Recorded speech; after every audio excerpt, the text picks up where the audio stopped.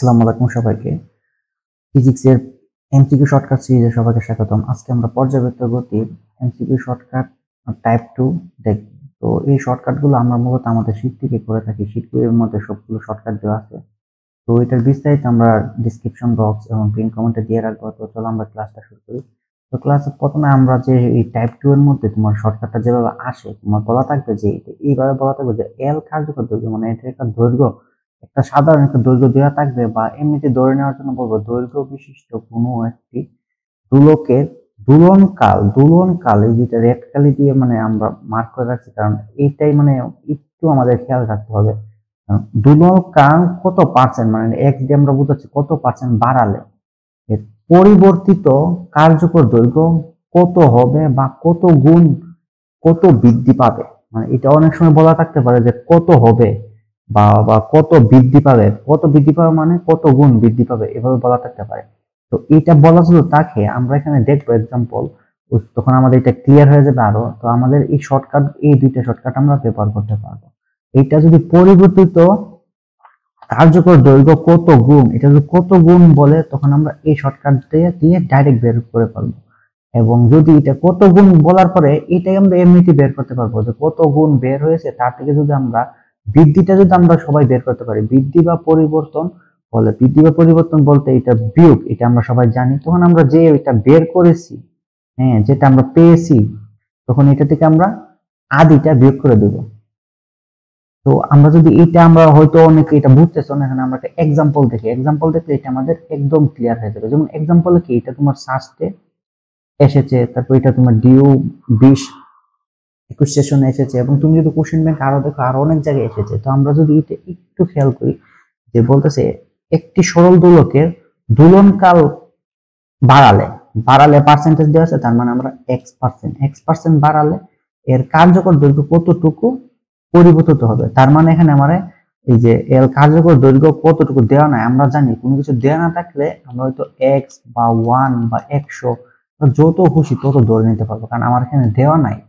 ঠিক আছে, তো আমরা যদি এটাকে আমরা 1ও ধরতে পারবো বা এলও ধরতে পারবো, যা খুশি তা আমরা ধরতে পারবো। আমরা যদি এটা এখন আমার এখানে এক্স% দেওয়া আছে, আমরা যদি একটু সমাধান করি, আমার এখানে চাইছে কি এখানে পরিবর্তন। এখানে আমরা যদি একটা দেখি যে পরিবর্তন, আমরা নিচে শীটের নিচে লিখে রাখছি যে পরিবর্তন আর পরিবর্তিত এক নয়। কারণ পরিবর্তন হচ্ছে তোমার বিয়োগ, আর পরিবর্তিত হচ্ছে মানে কি, মানে তোমার একটা কোনো কিছু আমরা যখন আমরা ক্যালকুলেশন করে যেটা পাই তখন সেটাকে বলি পরিবর্তিত। তো আমরা এখানে বলছে যে মান বের করলে কত হবে, তখন এটা আমরা বলবো পরিবর্তিত। আর যখন পরিবর্তন বলবে তখন আমরা যে মানটা পাবো সেটা থেকে আমরা বিয়োগ করব। কিন্তু আমরা যদি এখানে একটু দেখি, এখানে যদি আমরা একটু খেয়াল করি, এখানে আমরা আগে একটু মুছে নিই, একটু যদি খেয়াল করি যে এখানে কিন্তু তোমার চাইছে পরিবর্তন মানে কি, আমরা এখানে যে আদি মানটা মানে যেটা আমরা ক্যালকুলেশন করে পাবো সেটা থেকে আমরা বিয়োগ যেমন এটা করবো। কিন্তু কিন্তু আমাদের কোশ্চেনে কিন্তু এখানে মানে অ্যান্সার দেখে আমরা কোশ্চেনের যে অ্যান্সার গুলো দেখে বুঝতে পারতেছি যে আমার এখানে বিয়োগ করতে হবে না, কারণ এখানে আমার গুণ চাইছে। এডমিশনে একটু মানে কি করবে, তোমাকে একটু যাচাই করবে যে তুমি বেসিক গুলো বুঝো কিনা। হ্যাঁ, হয়তো রাইটিং এ আসলে তুমি ওইটা পরিবর্তন বলে তুমি বিয়োগ করে দিতে পারতা, কিন্তু এখানে আমাদের তো অ্যান্সারে দেওয়া আছে, তারপর আমাদের বিয়োগ করতে হবে না। কিন্তু এমনিতে শুধু পরিবর্তন বলে, যখন তোমার যেমন এইটার মধ্যে পরিবর্তন বলছে, এখানে কিন্তু আমার বিয়োগ করতে হয়েছে, কারণ বিয়োগ করতে হবে স্বাভাবিক। আমরা যদি এটা যদি সমাধান করি, এই সমাধানের আমাদের সূত্রটা কি, আমরা ধরে নিলাম আমরা ক্যালকুলেশন করে যেটা পাবো L prime equals to 1 plus X by 100 কিন্তু হোল স্কয়ার ইন্টু এল। এখন আমরা এটা 1 ধরতে পারবো, যত খুশি তত ধরতে পারবো। তো আমরা সুবিধাতে 1 এল এগুলো তোমরা জানো। হ্যাঁ, তো আমরা একটা ধরে নিলাম, আমরা 1ই ধরে নিলাম, প্লাস এক্স কত দেওয়া আছে আমার 41%। হ্যাঁ, এক্স এই যে এক্স কত বাড়াতে হবে, এখানে কিন্তু আমরা এই যে দুলন কাল x% বাড়াতে হবে, মানে এই যে এক্স এটা পার্সেন্টেজটাকে আমরা এক্স ধরে নিচ্ছি, বাই 100 হোল স্কয়ার ইন্টু এলটাকে আমরা কত ধরে নিচ্ছি 1 ধরে নিচ্ছি। তা আমরা যদি এটা ক্যালকুলেশন করি, আমার আসতেছে 1 প্লাস এটা 100 দিয়ে ভাগ করলে 0.41 হোল স্কয়ার ইন্টু 1। তো এটা যদি আমরা 1.41 কে হোল স্কয়ার করি তাহলে আমার মান আসবে, এটা কিন্তু তোমার মুখস্থ রাখতে হবে, কারণ এটা তোমার 1.41, তারপরে আরো কয়েকটা মান আছে, এই সিমিলার মানগুলো তোমার বিভিন্ন ইউনিভার্সিটিতে এসে থাকে, তো তোমার এটা মুখস্থ রাখতে হবে। আর যদি তোমার এসএসসি হয়, এসএসসি হলে তো তুমি এটা ক্যালকুলেটর দিয়ে করে ফেলবা। তা আমরা আপাতত ক্যালকুলেটর দিয়ে যদি করি 988 আসতেছে, এবং এটাকে আমরা সিমিলার ঠিক একদম মানে এগুলো তোমরা জানো একদম, যখন 9 থাকে তখন এটা আমরা 2 ও ধরতে পারি। তো আমরা এটা 2 গুণ ধরে নিলাম, তো আমার অ্যান্সার হচ্ছে 2 গুণ। তারপরের কোশ্চেনটা যদি আমরা দেখি, তারপরের কোশ্চেন কি বলতেছে, তারপরের কোশ্চেন বলতেছে যে একটি সরল দোলকের দোলনকাল যেখানে 50% বাড়ালে, তার মানে আমার x% আমি পেয়ে গেলাম, x% বাড়ালে কার্যকর দৈর্ঘ্য কতটুকু পরিবর্তন হবে।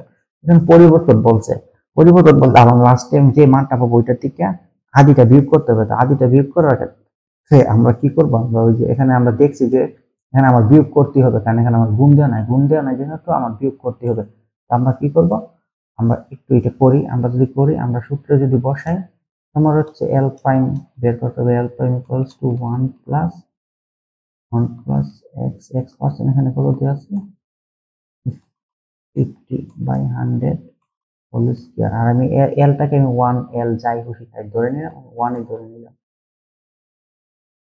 তো এটা যদি আমরা সমাধান করি 1.50 হোল স্কয়ার ইন্টু 1, তো 1.50 1.41 এগুলো তোমার কিছু মান মুখস্থ রাখতে হবে। তো এটা যদি আমরা যদি ক্যালকুলেশন করি তো 2.25 আসবে, 2.25। এখন আমার এটা পরিবর্তন থাকে, তো পরিবর্তন আমার আদি থেকে পরিবর্তন del L equals to L prime minus L.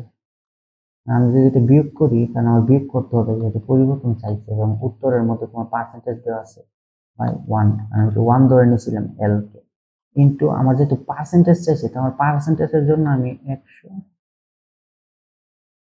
1/100 into percentage, এগুলো তোমরা জানো আশা করি। এটা যদি আমি একটু জুম আউট করি, এখন এখন যদি আমরা এটা ক্যালকুলেশন করি তাহলে এখানে আমার মান আসছে 1.25 আর এটা যদি পার্সেন্টেজে নেই তাহলে এটা আমার আসতেছে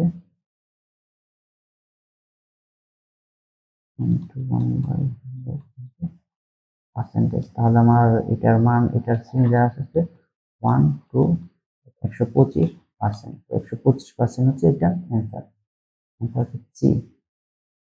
তারপরে এটা আবার কোশ্চেনটা তোমার আবার এভাবে আসতে পারে যে এখানে কি চাইছে, এখানে চাইছে যে কার্যকর দৈর্ঘ্য বাড়ালে, আবার এটা বলতে পারে যে কার্যকর দৈর্ঘ্য কমালে। তখন যখন কার্যকর দৈর্ঘ্য কমানোর কথা বলবে তখন আমরা কি করব, তখন আমরা এটা এখানে এই যে কমানোর বললে এখানে মাইনাস, আর যদি বাড়ালে বলে তখন আমরা প্লাস। এই দুইটা জিনিস আমরা একটু সূত্রের মতো এইটা আমরা মনে রেখে ফেলবো, এটা বিভিন্ন ইউনিভার্সিটি এসে থাকে, আবার এসএসসি তো এসে থাকে। তো আমরা কি করবো, সূত্রের মতো এটা একটু মনে রেখে ফেলবো। তো এটা যদি আমরা দেখি, এটা সিমিলারলি মানে এখানে শুধু একটু মাইনাস হবে, এখানে কমাতে বললে আমরা জানি মাইনাস, আর বাড়াতে বলতে যেহেতু এটা প্লাস। আর এখানে বলবে দৈর্ঘ্য কতটুকু হ্রাস বৃদ্ধি পাবে, এগুলো তোমরা জানো। তো আজকের মতো আমাদের এই একটা শর্টকাটই ছিল, দেন পরবর্তীতে আমরা অন্যান্য টাইপগুলো নিয়ে আলোচনা করব। তো আজকের মতো এই পর্যন্তই, সবাইকে আসসালামু আলাইকুম।